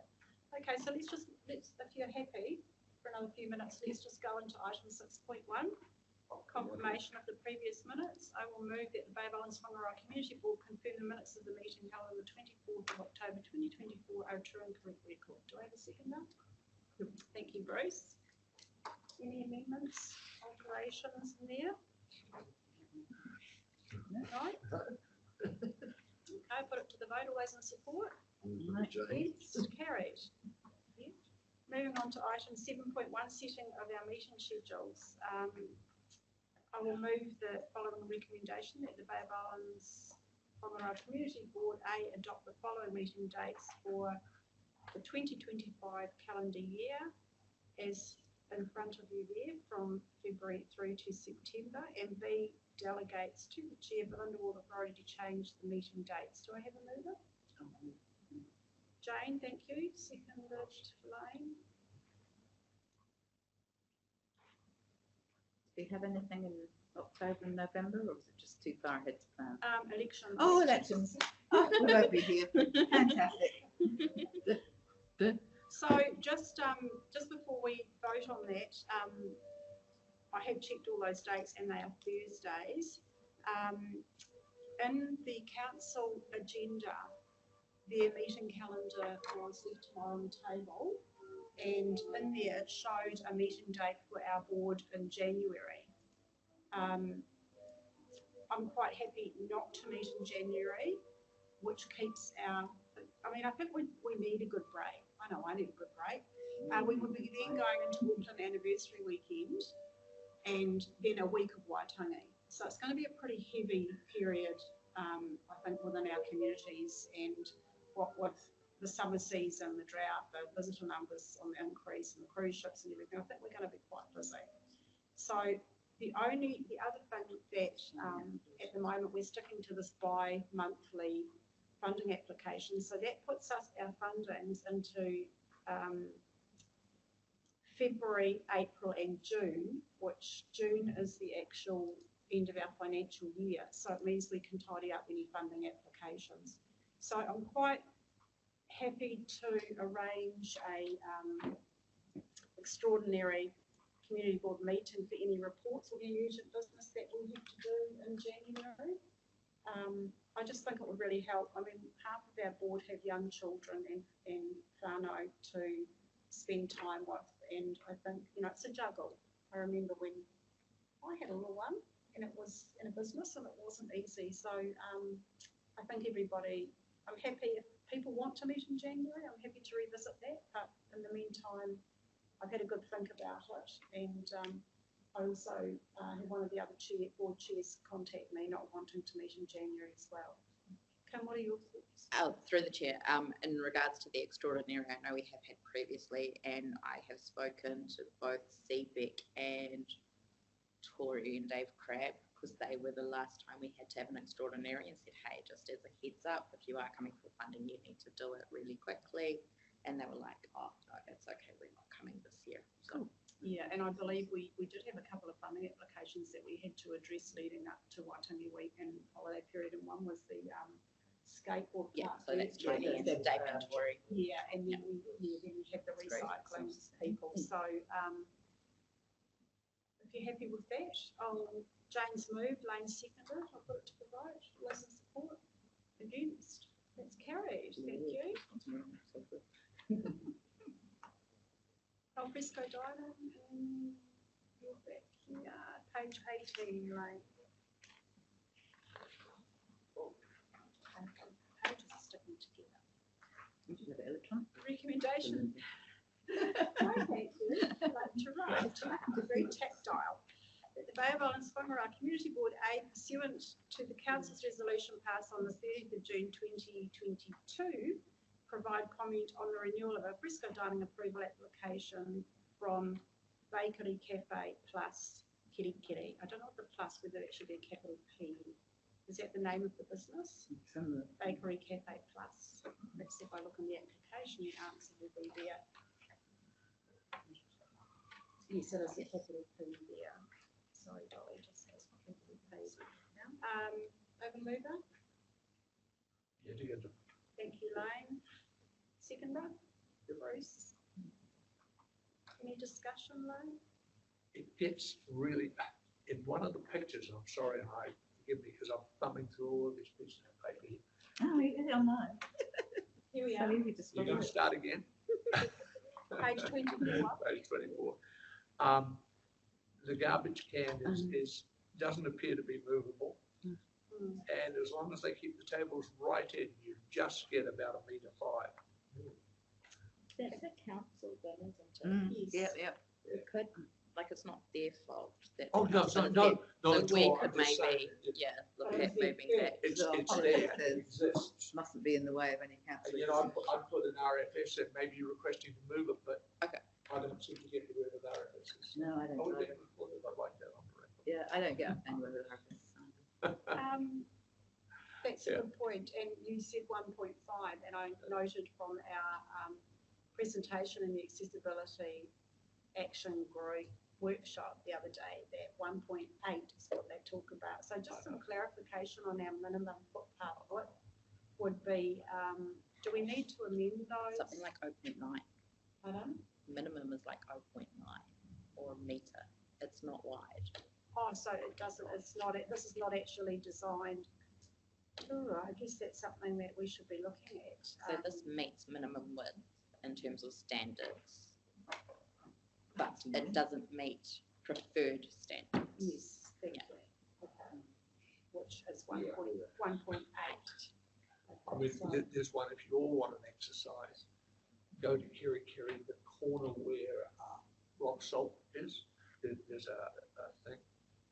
And you would think that you would go round externally, but you can't because there's at least 3 poles in play that get it down to about this. So now you would, if you were in a wheelchair, you'd have to go through the seating, which is actually under the veranda, which is debatably part of the structures thing, to get access. Now they're pretty good. They lead access because I think, you know, a lot of people end up. But actually where you would think the access is, which is not like the external footpath around the edge of that whole thing. There must be about 3 poles, one saying don't walk here, or the next one saying Yeah, we do crossing. have a lot of obstacles.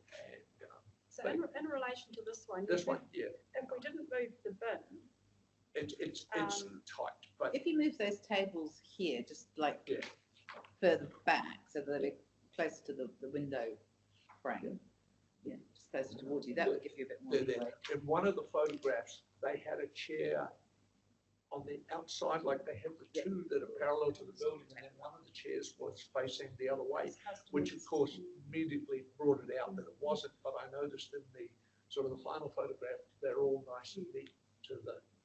yeah, well, they're not fixed and you will get that unfortunately. And I just think, you know, if we move the rubbish tin, I'm assuming that it is a bakery and lots of people are going to walk out with paper bag food, eat it and just chuck in the bin as they go. They'll probably serve coffee as well.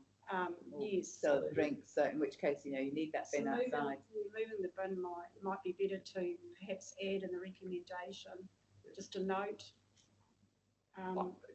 Dolly, that when this is approved, the Alfresco dining. So Madam is Chair, approved. I have a question because we get these after they've been approved.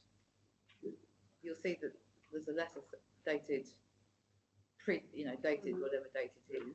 That's the financial year from 30th of June, but they're actually only just applying now, so. But you see that there's a letter dated 15th of October to Whangaroa and Gillies Street saying, here's your approval. So Is this retrospectively? it come seems to that they us? ask us after they've Not issued the always, license. but this one may have. No, it because- was when the ones we got them in August. We got the August ones when they were renewed on the 1st of July. So they're coming to us just as information. It seems like it, unless they're actually not sending the letters out. What they are asking you to do is to provide comment. So an adequate comment would be if council could look at removing that rubbish bins will allow for Hang on, we've greater got something width. from Ken. I think the standards, excuse me, Madam Chair, through the chair. Oh, thank you. Ken has We have Ken online. Yes, I know, he's just commented. Ken, would you like to comment on this? We're just discussing, It's a draft approval. Oh, okay. Right. So your comments will be added into that Right. letter. okay. Cool. Thank you, Ken. Yes, through the chair, your points are well made. The applicant originally was under the misapprehension that they didn't need approval because it was underneath the overhang, but they do actually need approval.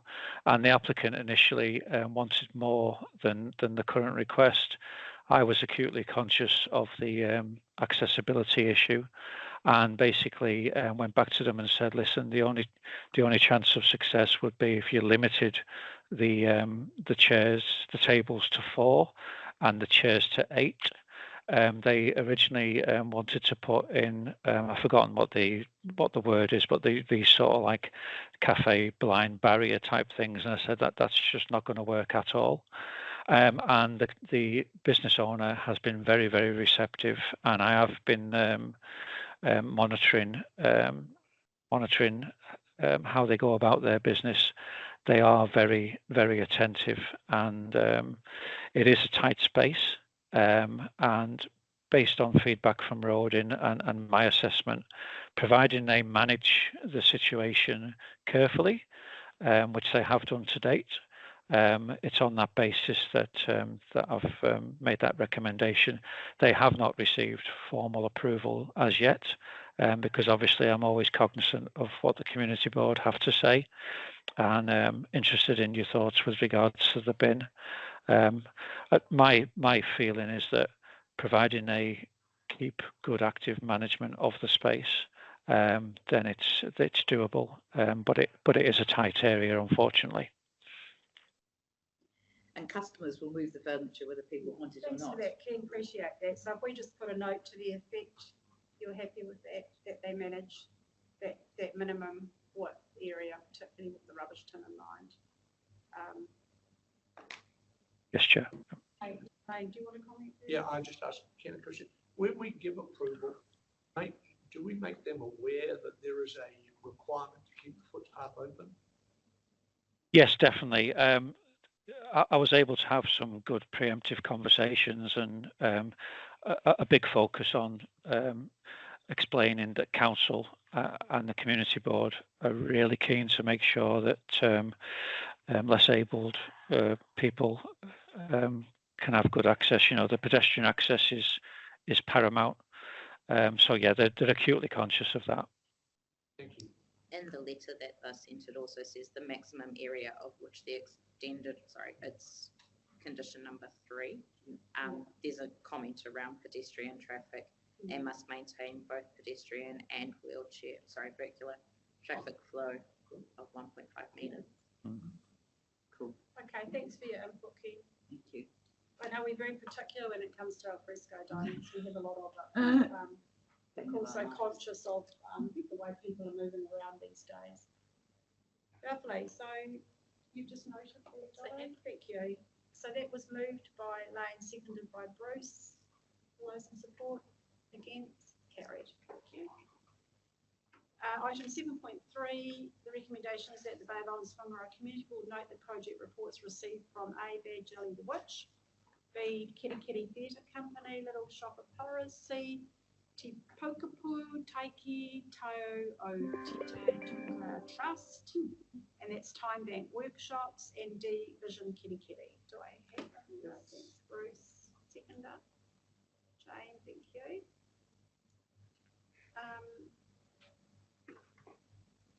Any discussion for these project reports? I just went through and noted the usual to see how we were acknowledged. And I really would like to see, I mean, it's really interesting how applicants say, oh, we displayed the council logo. It's like, we're not council, we're actually community board, but thank you.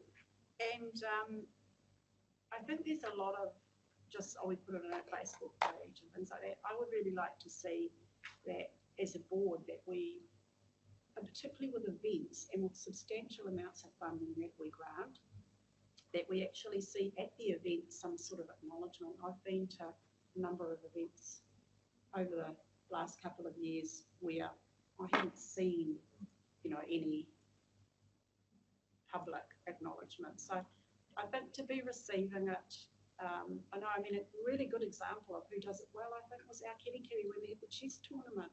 Huge cross-section of people in there, and they had lovely banners and signage with the logos of all their sponsors on it. And, you know, we didn't give them a huge amount of money, but we did support them for the inaugural event and the second one, actually. So, yeah, I know that information was sent out, Kim, isn't it, to everybody too. So I think just perhaps when we're making future funding application decisions, that when we get repeat. I'll carry a good detail with them. They they're very, and they also correct mistakes I make and let me know when I've made mistakes, which is, well, it's great. I mean, if I get something wrong, they just let me know, and they always tag us in when something's going on and thank us several times during the course of it. So they're the one to role model. If everybody else could be as good as them, that would be Some awesome. of the larger organisations obviously are in a different position to do it too. Some of the small groups don't necessarily have the expertise and the skills to do things. There's some fairly big hitters involved in that. I just think we don't I won't exclude we don't share enough about. I don't know. We just should be celebrating more what we support. Anyway, move Bruce, seconded Jane. All those in support? Against? Carried. And that takes us to our funding application. So with that, we'll have a comfort break and a coffee, and then we can perhaps start on those before lunch. So we can pause the live stream. So due to the fact that we have 14 funding applications on item 7.4 today, I'm going to take these into committee. So we'll move that the public be excluded from the following parts of the proceedings of this meeting. The general subject matter of each matter to be considered by the public, am I here? Is excluded. The reason for passing this resolution in relation to each matter in the specific grounds under section 48 of the Local Government Official Information Meeting Act 1987 for the passing of this resolution are as follows. To enable us to have a free and frank expression of opinions by or between or to members or officers or employees of any local authority. I will so move. Do I have a second? Thank you, Bruce. Well done.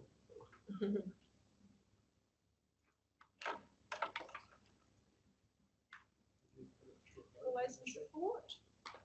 Against? Carried.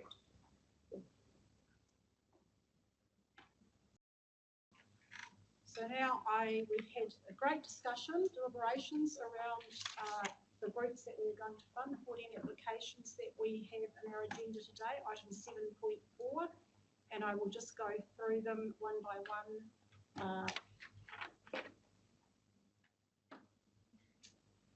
Do we want to move this in second? I think we've got them following that. Yeah, okay, so I can just, like, you just check that I've got the same amounts, thanks, Dolly. Okay, so first we have the Bay of Islands-Whangaroa Community Board approved the sum of $2,743 plus GST if applicable be paid from the board's community fund account to the 2025 Bay of Islands Country Rock Festival towards hosting their 2025 event. Moved Lane, seconded Amy. That was carried.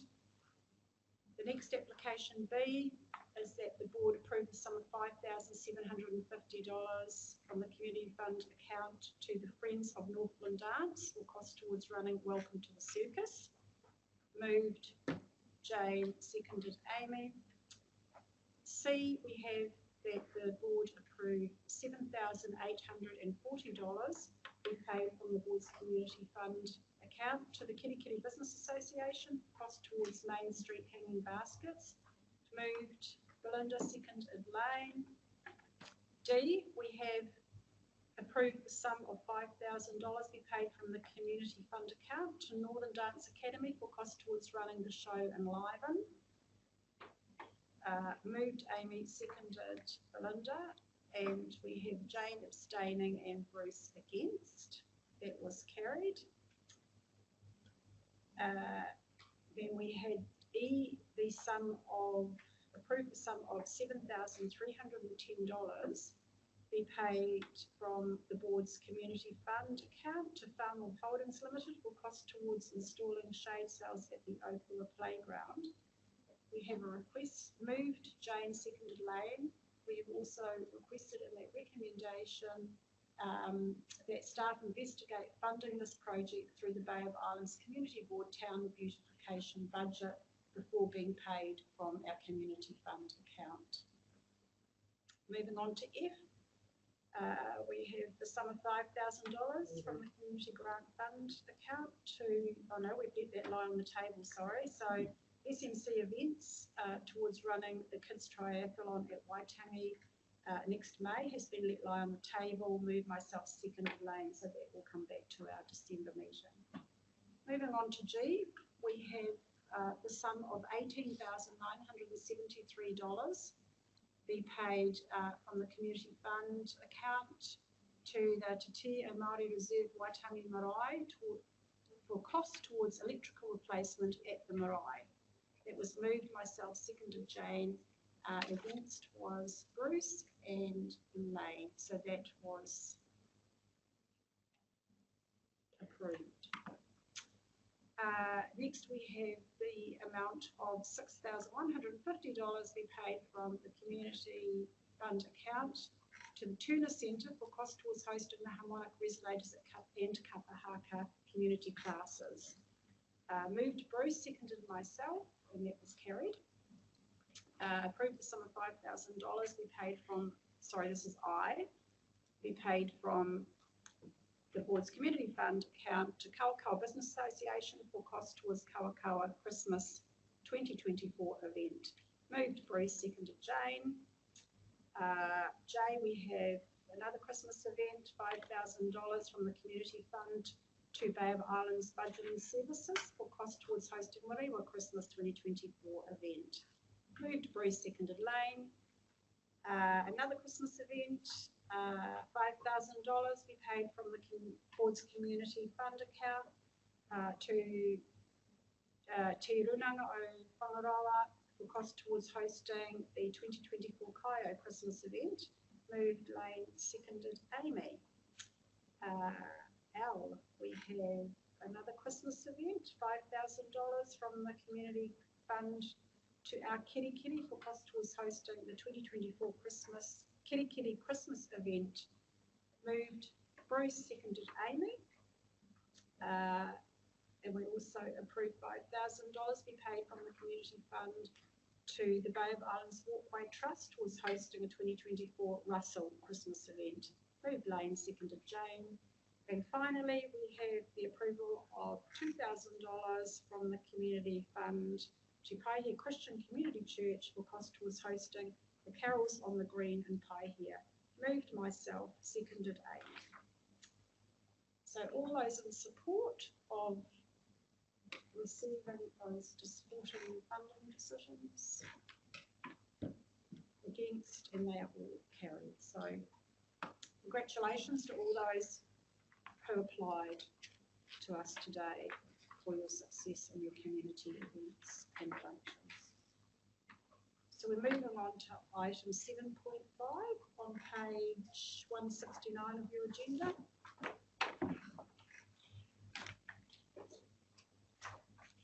The Bay of Islands-Whangaroa Community Board note the reports from Chairperson Ward and members Lane Beer and Jane Hindman. Thank you, Amy. Seconded Jane. I'll take my report as read. No questions? Moving on to Lane.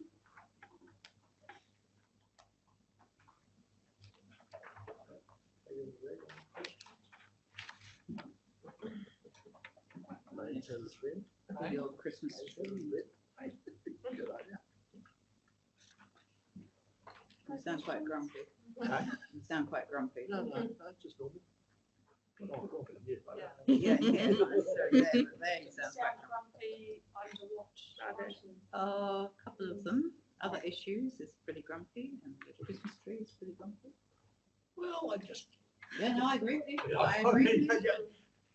Yeah, I probably wrote the report after spending 4 or 5 days trying to fix the problem. Yeah. And so, yeah, it probably was.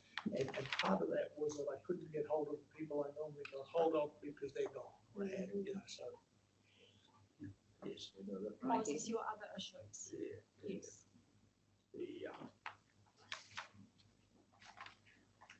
Okay, moving on. No questions. We'll move to Jane.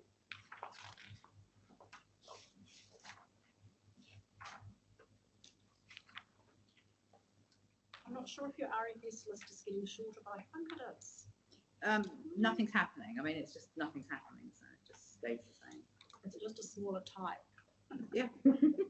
Is the envelope installed? Yeah. This November. Yes, we still have a number of roading related ones. I'm reluctant to remove ones on mine that I haven't heard anything about. And drainage, I still get complaints about the drainage. I had a conversation yesterday about the importance of the drains being cleared. And after 2 years, I've been trying to get the drains cleared. Are you all receiving the northern and southern road and maintenance reports with your Friday notices? They take a little bit of reading through, and I have to say I don't know where all the roads are. No, and they don't tell us either, do they?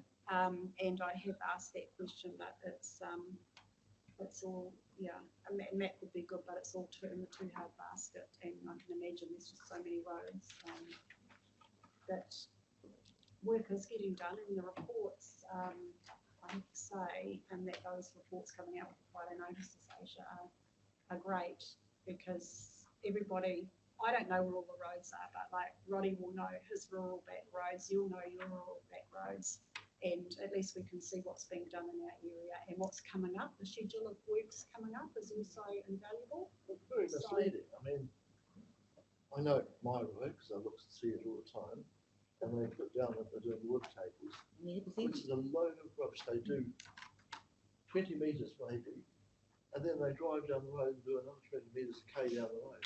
Well, in the meantime, there's other culverts that I know and noticed they're pretending that they don't do a proper job and do the whole job properly, which the roads all need. It's been years and years and years since they actually did the whole roads, and that's what causes the ruts and whatever in the road, because it washes over. They don't seem to have, look past their noses when they do these inspections. So your issue is with the level of service of the work that they're doing? It's not the contractor's fault either. They are told, and they're told exactly where to go, where to stop, and what size machine to use. That's the silly part about it. They stick in a 2-ton digger, which don't have the reaches and that sort of thing. So they've got to have a wee truck there to put it onto, take it away. And the guys sit there twiddling their thumbs while the truck's away, and then they come along. If they allow the bigger digger, they could pick it up and toss it up into the scrub. And the small ones aren't able to do that. They have to reach and it flows I back can see down. your future employment career opportunity there. Would you like a job as a monitoring officer? Yeah, you're right. As long as you have a bigger digger, you'd be As long as they actually listen to what monitoring officers said. I know that's what Roddy's issue is. They do bits of them and not other bits of them. And Yeah. Systems, and it's hard to tell from the written reports what actually is being done. And then I came down one day, I saw they were doing the Taufi Road, and they were literally, they put gravel on the road, and all the gravel was piled all around the bottom. So they swept it all away, right to the grain rate. Yeah, so problems the drain. Yeah, so it's blocking the drains. So it's going to block the drain as soon as the rain, and I'm kind of like, why are you doing this? Yeah. My culvert pipe was blocked up, so I realised the water was bubbling up and over the water table, which was full. So I had to go out and break my back to dig it all out. I did quite a few metres to do it. I knew they were going to come around and do it. But the road sweeper shouldn't be sweeping the gravel from the road into the drain, so that the drainage people have a problem. So we should be feeding this back into staff, so they. I mean, I think the reports are great. They're an improvement. But I'm not monitoring the whole ward area, and I'm not monitoring obviously roads that I've never heard of, and we have lots of little rural out there. I mean, look how many unsealed out back roads we do have. So it's really up to each of you to read those reports and identify in your area the roads that you know. And if you see one on there that's been done and you feel it's not done to the standard or satisfaction that it should be, I think it's really important that we feed that back. The contracting firm doing our area lives across the road from me. They had a subsidence on the road just down from this guy's gate, and he kept on telling the council, when are we going to do that? They gave them all these specs for doing these other pathetic jobs, and he kept on saying, well, I'm here with my digger, shall we do this for now? No, it hasn't come up yet. They took it stuff away, everything popped up. So to bring all the machinery back again, do this very small area, but it was down to one lane, right on the way of the corner.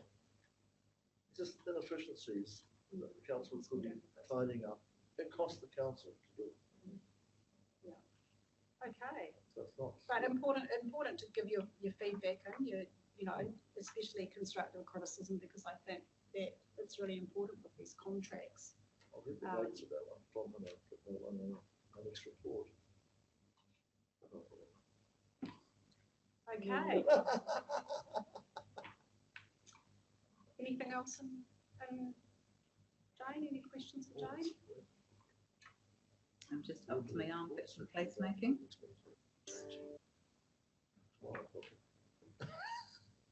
Looking forward to your My mental breakdown. trial. Sorry, my mental breakdown. At least we'll be able to wheel you down the main road of the Strand while it's closed in your wheelchair.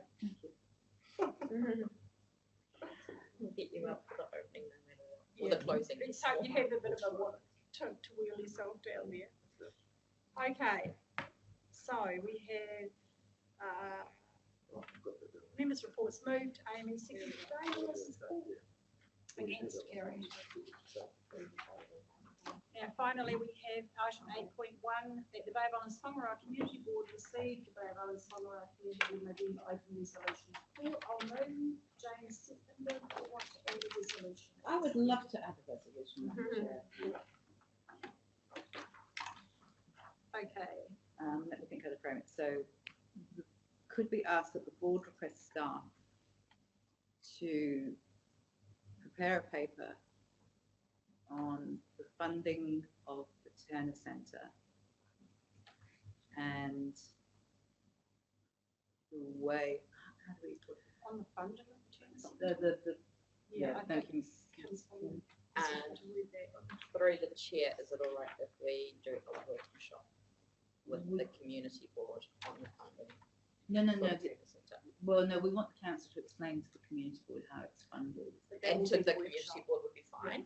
It's to the community because the report will be a public document. And I don't know what we're putting out into the public yet. But if Could we have have a council workshop, staff invited to that workshop so they hold a workshop so that they can explain how the Turner Centre is funded by this council Or plan to be operated. or plan to operate. I think it's probably valid reasons, like it has been a conversation for our setting of long-term plan. It was a question we asked the community specifically.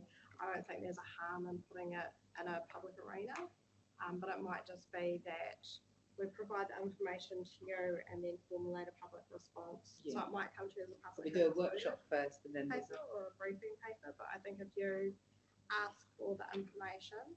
Yeah. And then we can work out how best Best to way to provide do it to you. Yeah, I'm happy with that. Provide the information in the most appropriate format. Yeah.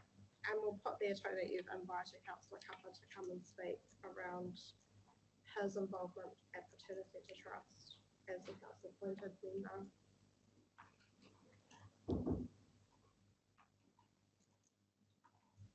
If you want to read that back, and then we can.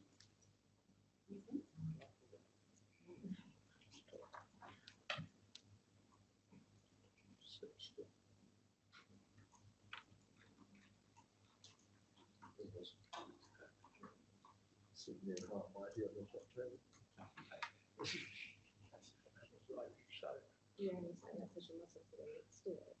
You're only saying that because you listen to the next step. It's not fair.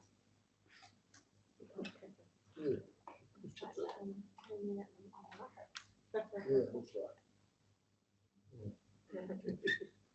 Even grumpier than we were then. Right, so I moved and Jane seconded that we receive the Bay of Islands-Whangaroa Community Board November Open Resolution report, and that the Bay of Islands-Whangaroa Community Board requests the staff provide the board with information on the future funding of the Turner Centre Kitty. Information can be provided through either briefing paper or workshop. You happy with that? You happy with that, Jane? Yep. Excuse me. Oh, no. Sorry, you won't be happy because I understand the intent of passing this as a resolution is so that it gets captured in future open resolution reports. Yeah. Technically, because that's a report in the information section, it won't pull through. But if we can add it as a separate motion in the minutes, then it will fall through. So if you can put them as two separate motions, one to receive your open resolution report and then a second to request. So happy to move that motion. We have to second that, Jane? Yes. That's right, you're the boss. Okay, everybody happy with that? Just say I'll that put to loud the for the vote. recording. All those in support? Again, so that's carried.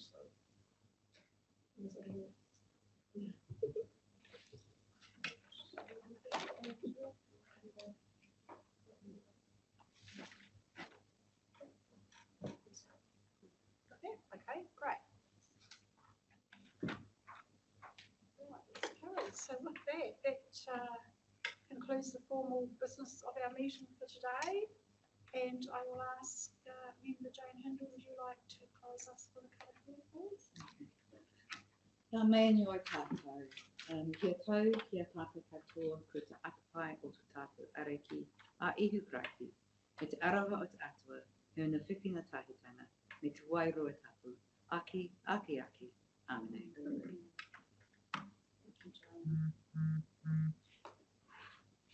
Before you all do pack up and leave, just a couple of things. Yeah, I've got a couple of things too.